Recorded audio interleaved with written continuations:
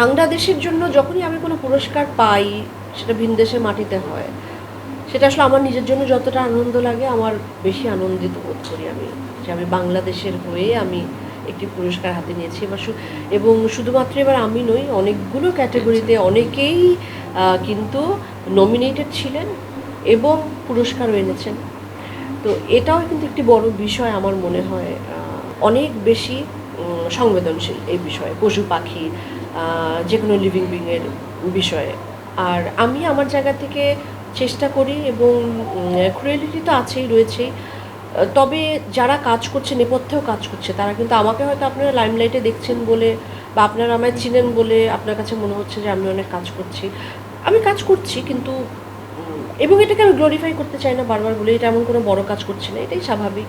আমার ধরনের এটা আপনিও করবেন যখন দেখবেন যে একটি ক্ষুধার্ত চার পেয়ে কুকুর অথবা বেড়াল তৃষ্ণার জন্য বসে যাবে, আপনি কিন্তু নিজের মুখের জলটাও, পানিটা ওদের কাছে দেবেন খেতে। তো আমার মনে হয় এটা সবার ভেতরেই আছে। আমি করি বলে আমারটা একটু হয়তো লোকজন দেখে, আপনাদের বদৌলতে, আপনাদের কাছে ধন্যবাদ সেজন্য।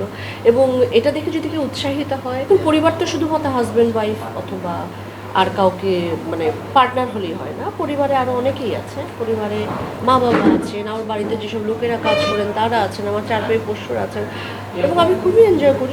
আমি তো কোনো কিছু প্ল্যান করি না, প্ল্যান করে করি না। যদি মনে হয় যে না, সিঙ্গেল থেকে ডাবল হতে চাই বা দরকার আছে, তখনই হব। তবে এই মুহূর্তে আমার কোনো প্ল্যান নেই, কারণ আমি খুবই ভালো আছি, আমি শান্তিতে আছি চারদিকে। আসলে যা খুব বেশি দেখি যে ইনস্টিটিউশনটা কতটুকু কি কাজ করছে আমি জানি না, তবে এটার প্রতি শ্রদ্ধা রেখেই বলছি, আমার আপাতত কোনো প্ল্যান নেই। আমাদের ঢাল নেই, তলোয়ার নেই, কিন্তু আমরা নিধিরাম সর্দারের মতো, কিন্তু ক্ষুদিরামের মতো কিন্তু আমরা চিৎকার করে আমাদের গল্পটা জানান দিতে চাই, আমাদের কাজের প্রতি ভালোবাসাটা আমরা দেখাতে চাই। এটা আমার মনে হয় যে আমরা অনেক বেশি সাহসী, সেটা আসলে আমাদের জাতিগতভাবেই। আপনার ৭১ থেকে শুরু করে ৫২, মানে সমস্ত কিছুতেই যদি দেখেন, আমাদের এই বাংলার লোকের সাহসের অভাব নেই। কিন্তু ওদেরটা যদি আপনি বলেন যে ওই বাংলাতে সবাই একটু গুছিয়ে কাজ করে, ওরা পরে কি হবে পুরোটা একবারে দেখতে পায়।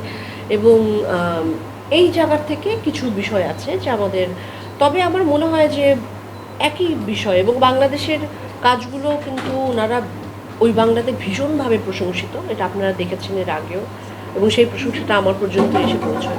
আমাদেরও যেসব টিম ভালো আছে, তারা কিন্তু যারা ভালো করতে চায় বা ভালো করে, তারা কিন্তু খুব প্রফেশনাল অ্যাটিটিউডেই কাজ করে। আমরা যে খুব নন প্রফেশনাল অ্যাটিটিউডে কাজ করি তা কিন্তু নয়। একজন শিল্পীর হরাইজন যতটা বাড়ানো সম্ভব সে ততটা বাড়াবে।